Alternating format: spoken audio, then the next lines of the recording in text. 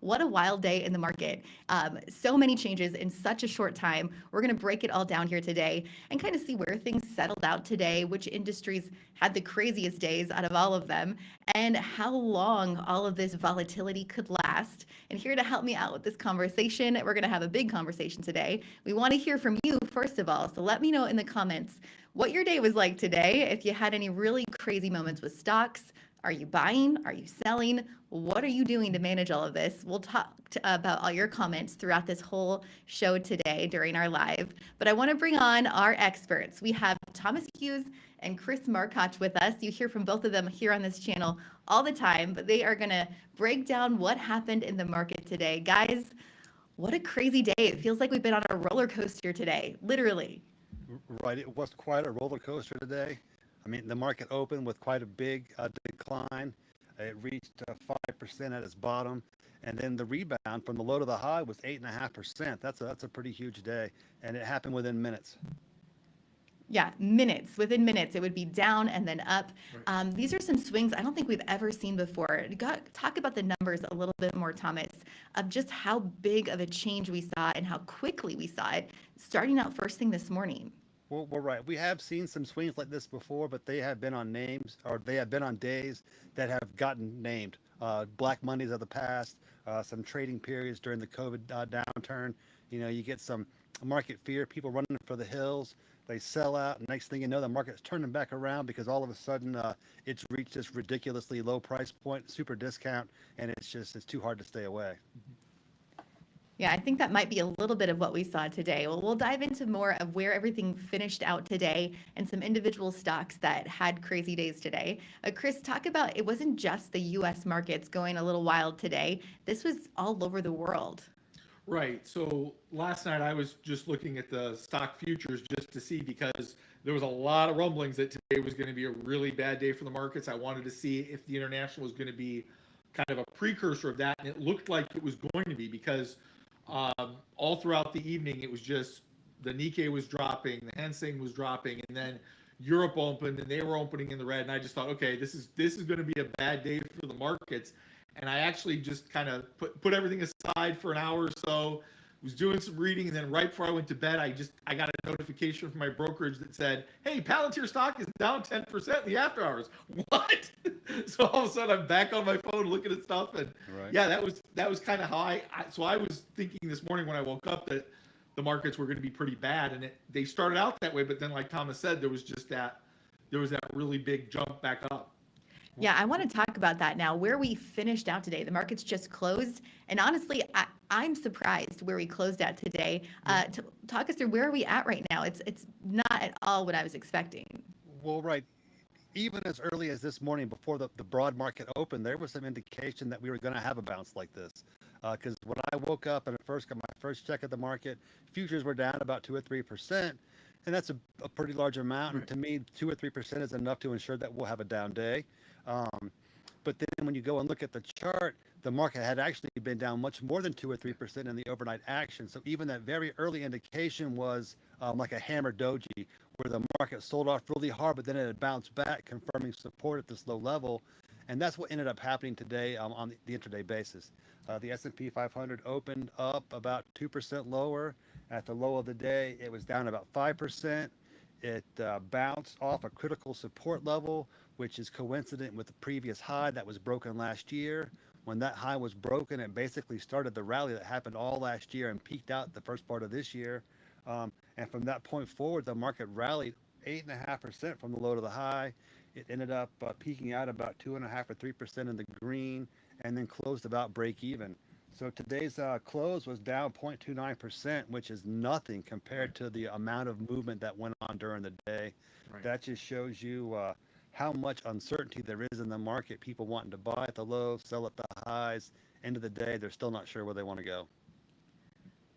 We are absolutely seeing what to do right now. What should anybody do right now? And I think that's the biggest question every investor has, whether you're a retail investor, maybe you use a firm somewhere, everyone's wondering, what do we do when the market is moving this much? We'll get to some of that. I want to hear your opinions in a little bit, but I first want to talk about some of the greatest hit moments today, of the biggest moves we saw today. What's the biggest number you saw out there, the biggest swing or biggest drop or bounce back that we saw today? I mean, the biggest one that I noticed specifically wasn't the S&P 500. Right. Like we were saying before, we were on a chat with the work group earlier today, and we're watching it. 1 minute, the market's down a few percentage points. Next thing you know, it's at break even. Then it's up 2%. And then the next minute, it's down 2% again. So it was just amazing how fast the rebound occurred when it did happen. Yeah, the same. I noticed the same thing with like the Nasdaq. I mean, all of a sudden, about whatever 10:30, it was like the Nasdaq went positive. I was like, what? that doesn't make sense. But and at the time we didn't realize. I was telling Bridget before you came on, Thomas. I was telling Bridget we didn't realize at the time that was because there was that statement that got floated that perhaps the tariffs were going to be delayed by 90 days, and then, of course, Trump said no, that's not going to happen, and then the markets went right back down. So. Right. Yeah, people are calling it like the rumor that broke the stock market today. Right. And I think that this is an important point to talk about. We've done several videos recently talking about what's behind all this volatility. And when you have such a big news like these tariffs, it's a react to the headlines kind of event where we're going to have continuous reactions from every headline that pops throughout the day. And this is the perfect example of that. We had a headline that wasn't even really a headline Well, right. that caused all of these big swings today. Well, that's a good point. It's all about the news and the headlines. And with the tariffs and with all this uncertainty, there is certainly a lot of risk, and these things will certainly have an impact on the economy. And those impacts will change the fundamentals, and that will change the outlook for stocks. But right now, the fundamentals are still pretty sound. The economic data has not shown any impact of these tariffs. Even the Doge labor cuts are not having a major impact on the labor data. So right now, the U.S. Economic situation is fundamentally sound. Until that changes, we're still in an uptrend. So we're not really in an uptrend anymore because now we're in a bear market technically. But the longer term, the secular bull market that's been in place should remain intact, and we should see the market begin to move higher. It's just a matter of when, and I think that really comes down to uncertainty. And with the tariffs, and it's whether or not they stick or if they get, delayed, if they get rescinded, if our trade partners, come to the table and have negotiations. It's so much uncertainty. It's ridiculous. This is the most uncertain market I've seen in 25 years of market watching. I would agree with that. I think one of the things that I've been thinking about, just I was thinking about this since Friday and into the weekend, is stocks were coming into Wednesday just in many cases so overvalued by traditional metrics that I think the tariff announcement is now giving a lot of institutional investors the catalyst that they've needed to start bringing stock prices down, bringing valuations down, because now they can go to their clients and they can say, hey, we need to be selling these stocks, instead of, hey, we need to be buying NVIDIA, we need to be buying these stocks, we need to be selling the stocks, and it makes sense to their clients. Whereas before, if they were going to try to say, we need to sell these stocks, it wouldn't have made sense when the market's just going up and up and up. But now they've got the catalyst to say, it's time to take some off the table now. But I agree with Thomas, if we don't start seeing supporting evidence from the coming inflation data and then earnings season beyond that, that's going to put pressure then to the upside of saying, okay, now it might be time to start getting back in. Yeah, I want to pull up. We're going to go through how long this could last. We're going to talk into what is going on here, how long we're going to see this volatility, and some of those points that you just brought up, Chris. But I want to look at a few charts first, just because you have to see the action on the charts to know just how crazy today was. Let's start with NVIDIA. Thomas, if you can pull up that chart for us.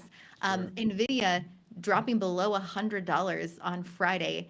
Was not something a couple of months ago we would have ever expected, and yet that stock has seen so much volatility. Talk us through what's going on with NVIDIA, Thomas. Well, this is the chart of the weekly bars, and right here, this is today because it was a Monday, so that's just for today. You can see that the market opened at a 7 or 8 month low, but then it rebounded pretty strongly, and we're still showing support down here at the bottom of this range. So it does look like Nvidia is confirming the bottom of a range. It's certainly showing support above this long-term moving average and above this congestion zone. But we're going to want to see some follow through over the next couple of days. This could be a dead cat bounce. You know, if we get more bad news, that the tariff news continues to escalate, if we get indications that the tariffs really will stick and that they'll be around for a long time, this very well could turn into a dead cat bounce. Yeah, I think that's the problem that everyone's having with stocks right now is at less than $100, Nvidia looks like a bargain for people who have been shopping for Nvidia for a while. But is this the bottom? How much longer could this volatility last? And before we get into the next company and stock we want to talk about, Chris, I want to just hear from both of you about how long could this last? How much of this volatility could stick around for the rest of this year, for the next month, couple of weeks? What are your thoughts, Chris? Well, I'd love to tell you that I knew the question. answer to that, Bridget. I think a lot of this is going to depend on what happens, honestly, probably within the next 72 hours. And if if the tariffs that the Trump administration announced last Wednesday are allowed to go through, I think that can create a lot more downside for stocks because some of those effects are not priced in. Now, my caveat there would be for select companies because this isn't going to affect every company equally. And I think that's the real thing is if these tariffs are actually put into place and there's no moratorium put on them, then I think, yes, it can affect some stocks because they're just simply not priced for that impact yet. Right. Thinking about the tariffs being, you know, priced in or impacting the market for quite some time. It could be quite some time until the impact is through, until this volatility is over with. The chart that I pulled up here is the chart of monthly S&P 500 bars.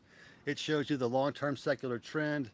This trend here, this blue line, began in 2009 when the market hit bottom. It gained momentum as the economy turned and we emerged from the housing crisis. It's been in place for over a decade. Here during the pandemic, the market corrected and bounced right off of it. We've got a very strong rally since then.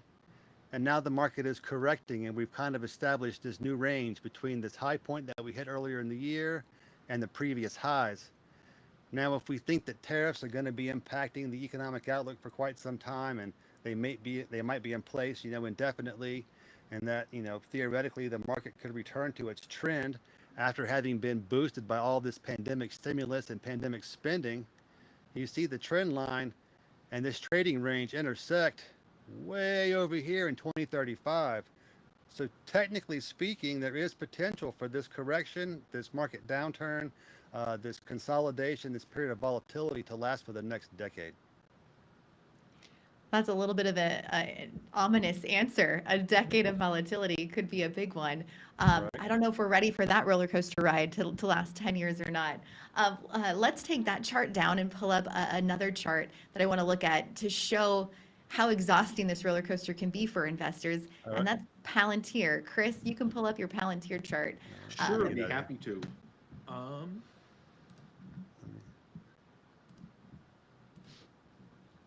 Yeah, Palantir is that story that starting out the day, we knew this was going to be a big story because Palantir was really, really down even before the market opened today. Sure, and well, actually, that's the real key. Is it was down before the market opened. As I told you, I got the alert last night around, I don't know, 11 o'clock or so that it had dropped about 10%, and that's this drop that you see right here. It had been flirting with. It'd been flirting around that $74, $73 after the initial drop last week, and then last night it just finally just took out $70 and went immediately down. You know, pretty close to, I think it was around 65, 64 at one point today, and then right when we saw that price action in the Nasdaq and the S&P 500, it shot right back up over $79 a share. In fact, the stock was paused for a limit up, limit down it activated a limit up, limit down pause for a bit on the stock, and then you can see even there the stock tried to get back up to those levels again today, and it's up, and I think that just shows that there's an appetite for buyers who there's an appetite there. Yeah, right. So the stock pulled back, and people still want to buy it. Now there's risk and there's fear, but when the price is attractive enough, people are pulling the trigger. Right. And I saw that across the market today. I mean, many stocks were down, but many of them, including Nvidia, are showing support at critical levels. The market sold off real hard. I think what we might have seen this morning in the big initial pullback was some capitulation, especially on Monday. We had a lot of bad news last week. The market crashed pretty hard. Retail traders had several days to watch their accounts shrink, and then the whole weekend to think about it. So Monday morning, it was time to just get out. We saw that happen, but the market pulled back, and then the smart money started moving in to buy, and that's what caused the rebound. Yeah, the amount of cash that's been moving just over the last few days is a little Right. wild to me because there's so many people cashing out right now. I want to talk about some other markets that we're seeing the movement in because as people are cashing out of stocks, we saw the bond market go a little wild today too. Right. Let's talk about some of those different places and different markets that people are going right now because they're just so unsure. Gold is another one to talk about. I'd also love to hear what's going on in Bitcoin today. Did we see a lot of moves in any of those different markets today, guys? You Right. saw a slight. I'm sorry, Thomas. You saw a slight move higher in gold. Gold kind of dipped a little bit to end last week, and that could have been for a lot of reasons. But you saw gold come back a little bit today, and I think that's again just a flight to safety and people just looking for alternative assets. But I would expect. I don't think anything's changed in the broader narrative for gold, but Right. it did come back a little bit today. Right. We had people, selling across assets, and I think that it kind of aligns with what something somebody said in our group chat earlier, which is just that generally speaking, there's so much uncertainty affecting so many markets that people are just going to cash. Right. So it's like where you think that, ordinarily in bad times people would sell stocks and go to bonds, or sell stocks and go to gold, but they were selling bonds, they were selling stocks, they were selling gold, raising cash in whatever ways they could, just going to cash in general. And that was Right. also seen in the Bitcoin market a little bit as well. Yeah, I've heard from investors doing that too, just going to cash right now. Let us know what you're doing in the comments. I want to hear what your strategy is for managing this volatility right now. Are you holding on and waiting till we see an end to the volatility, or are you buying all of the sales right now? There are quite a few sales to be had, but I think let's get back to that discussion about, is this a bottom? Everybody wants that low price for a stock, but could it go lower is the big risk. And I think that's what has a lot of investors pausing right now, is we don't know how much more it could fall. So that's my question. I know there's an impossible answer to this, but that is the question. How much more could the market fall as this volatility continues? All right. So I would say that if the market is not able to hold the 4,800 level as support, it could fall down to 3,400. I mean, that's just the way the charts are set up. But again, the way it looks right now, the market has reached oversold conditions. We're showing some pretty solid support at this critical support level. One thing that's of note, I think, is that volume on the SPY, S&P 500 ETF tracking stock is reached a pretty long-term high. I think it's over a 12-month high. It might be a 2 or 3 year high. That just shows that with the market down at this level, people are starting to get back into the market. Yeah.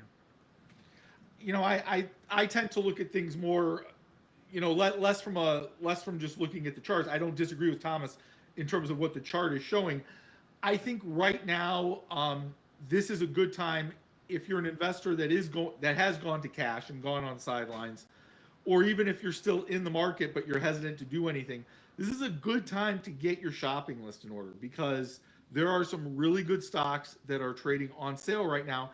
And if you're concerned, this actually is a really good time because we're heading into earnings season and you're going to be hearing from these companies themselves. So Right. you can listen to the earnings call and see what they have to say. how are the tariffs going to affect them? How Right. I listened to a really good interview this weekend from the CEO of RH, and their stock got obliterated last week, and he was just basically saying it's an overreaction. He Right. just went step by step explaining why his company was very well positioned for the tariffs. They'd been planning for this already months in advance. So I think this is a really good time for investors to just know what you want to buy, listen to what the earnings calls have to say, and then be prepared to buy it. I don't think you're going to find the perfect price, to Thomas's point, but I think the reality is you're looking at a lot of stocks that are trading at a heavy discount to what they were. And if you like what you hear when they talk about earnings, even if you've missed the very bottom, as long as you're still in that mid 60% range, you're still pretty good. Well, right. And I think you're right, Chris. There's a lot of overreaction in the market right now. Yeah. I think that a lot of the market reset is due to analysts resetting their expectations for earnings. Um, but I think right now, the way that the bar has been set, there's a 100% chance for the S&P 500 to outperform because it tends to do that on average Right. anyway. But I think that this quarter it will be bigger than average, and I think that guidance will be trimmed, but I don't think that it will be trimmed as much as feared. So Right. again, you'll have a better than expected outcome in that regard. And because the outlook is for earnings and for sequential acceleration, those are bullish factors. Just give the market a chance to kind of get its feet back under it, regain some momentum, give it a reason, a carrot to move forward to, and the rally could get back underway. Yeah, that's a great point, Thomas. Give the market a reason. That's Mhm. give investors a reason to get back Right. excited about being in stocks, or at least feeling like the worst is over. Well, right, Yeah. because I think what I've said in videos and articles is what's driving the market is earnings and earnings growth, but also the outlook for capital return growth. And Yeah. with earnings growth in the picture, there may be some margin weakness because of tariffs. Earnings are expected to grow.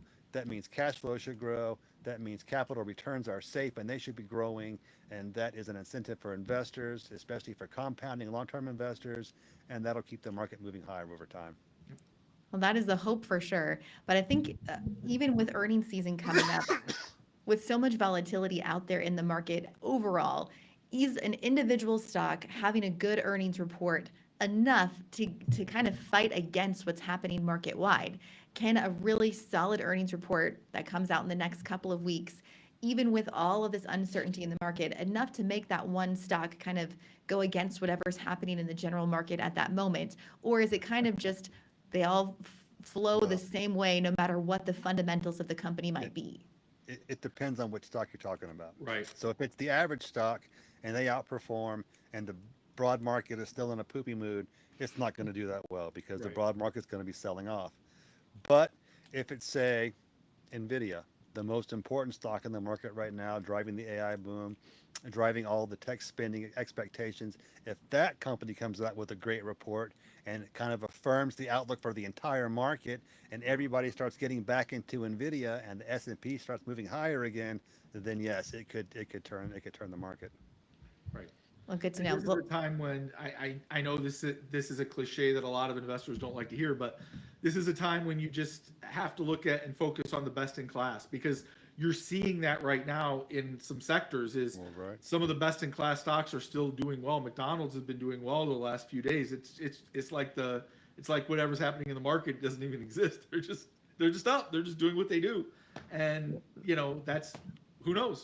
Well, well, that's what I wanted to get into next, guys, is some of those specific sectors that are seeing the most moves right now, whether it's for the positive or the negative. Right. Let's look at that heat map a little bit and show some of the big moves that we saw. I know you found some really good individual stories that are kind of going against the grain in some ways. So I don't, Thomas, go ahead and take us away with one of those interesting stories that we saw in a specific sector let's see if today. we can figure this out.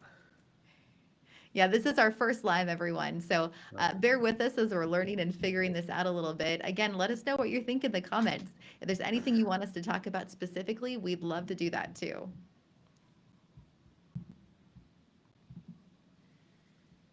Oh, let me get this shared up. I thought I was already sharing. Good thing I wasn't. There we go. Share. All right, here's our heat map. There we go. This is provided by MarketBeat on the homepage. This is just from today. All right. So today you can see that, there's quite a bit of red, but there's also quite a bit of green. And you can see specifically NVIDIA, our most important stock, was one of our biggest movers. Also Broadcom, which is another one of our important stocks, doesn't get quite the attention of NVIDIA, but also very well positioned, gained 5%. But then other Mag 7 names, Amazon, Meta, Google, also rose by pretty significant amounts. So we've got people buying stocks. Look at the 30-day view, and it's just red. It looks pretty bleak. There's only a few little green spots. Those are really like outliers and anomalies. The one place where I'm not too surprised is over here in the healthcare sector, just because they have pretty steady, visible cash flow. They're supported by healthcare trends, and they pay pretty good dividends. So also a low volatility sector. But everywhere else, you're just seeing red over the last month as the market has been resetting their expectations for earnings. Yeah, it's a lot of red, but I think the green stories in the middle of the red are kind of the interesting ones. I know you had found a story about the energy sector that I thought was really interesting. Let's take a look at that energy sector and the one stock All right. that's having a positive story today. Where was it? We were in, where is the energy sector? It moved. It was, oh, here we Yeah, go. it's right there. You're on it now. It looks like actually two stocks, but Yeah, this this isn't quite, well, right, so this isn't the same that we were looking at earlier. Something's changed. But yeah, but we were noticing that First Solar was up. First Solar and the other solar stocks have been kind of under pressure with Trump being in office. But then today, for some reason, with the broad market being down, those stocks were up. That was interesting to see. Yeah. Chris, any other takeaways from today that were really interesting, or just kind of give any investor and advice and guidance for what to do moving forward? Are we going to have more days like today? And how do you manage it as a retail investor? Well, I think the best advice was, I've already said it, is I think you just need to get out your list of stocks that you've been looking at for a while, stocks that may be on sale. I think Apple's one to really, you're going to want to watch for very carefully. I think you're going to want to wait for their earnings report, because I think you're going to want to hear that, you're going to want confirmation that there is a reason why you want to get involved in that stock right now. But that could be a very interesting stock to be getting into. That's been trading down significantly over the past few days. And I think still you're going to want to look at energy stocks. I think oil stocks are interesting to me, even though the price of oil is down right now. I think that's still a long-term bullish play. And other than that, I think you're just looking for sector leaders. I think you're going to see the companies that, to Thomas's point, the companies that can show that they can grow their earnings and still meet the shareholder, the capital, set aside the money for the dividends and stuff like that, they're going to be just fine. And Thomas, let's finish this out with some of your advice for investors too. How do you manage the rest of this week, even if we continue to see days like today? Well, so with days like today, you just have to expect that they're going to come and just be ready to ride them out. Myself personally, I've been waiting and expecting a day like today, or a period like we've had over the last few weeks and few months, because that's the good time to buy when the stocks are down and discounted. Right. And you got to remember the oldest adage in the market, cliche or not, buy low and sell high. Right. So the stocks have to come down for you to buy them low. The problem is that's the hardest time to buy, because it's usually induced by fear and uncertainty and the unknown, and nobody wants to throw their money after an unknown. Right. So like Chris was saying, just stick with quality. Right now you don't want to go out and buy your speculative positions, your big high growth names, but you're going to want to stick with solid blue chip companies, solid blue chip companies with cash flow that are able to sustain balance sheet health and capital returns, dividends, and share buybacks. I do want to get to one more point. I said we were almost done, but I did have another thought to share. If you haven't seen the recent video we shared with Thomas on Sunday, you should go and watch it. He's talking about 5 reasons why he is expecting a rebound in the S&P 500 by the end of the year. After today, Thomas, do those 5 reasons still exist? Do you still feel like there is a turnaround coming for the S&P 500 later on this year? Right now, it does still exist. Uh, but as we were talking about before, there is uncertainty, and it really depends on how the next couple of weeks and few months play out. Best case scenario, optimistic case scenario, trade relations, they don't go back to normal or become immediately healed, but they cool down. We get a little bit of understanding. Um, Worst case scenario, it's time to put your money in a mattress and go buy some chickens. Oh, I hope we're not there yet. I'm not ready for the chicken care yet. All Mm. right. Well, guys, thank you so much for joining me for this fun experiment on MarketBeat as we Right on. try this live video today. It was just such a wild day in the market that we didn't want to ignore it. Again, I hope if you're watching this later, you'll let us know what you think about today. Have you seen a day like this in the market, or is this one for the record books for you? Are you like Thomas and you're expecting a turnaround, or are you buying the chicken coop already and burying your money in a mattress? We want to hear what you're up to in the market right now during a week like this. Everyone, thank you so much for joining us here on MarketBeat. If you are wanting some navigation through the turmoil in the markets, MarketBeat is here for you every step of the way, not just on this YouTube channel, but on our website on marketbeat.com. They showed off a few of the different tools that you can find on MarketBeat. We've got everything you need to monitor all of the chaos and hopefully monitor when it's on the good kind of chaos too. We hope to all get there at some point. All right, everyone, thank you for joining us for this first ever live stream on MarketBeat's YouTube channel. Thanks again.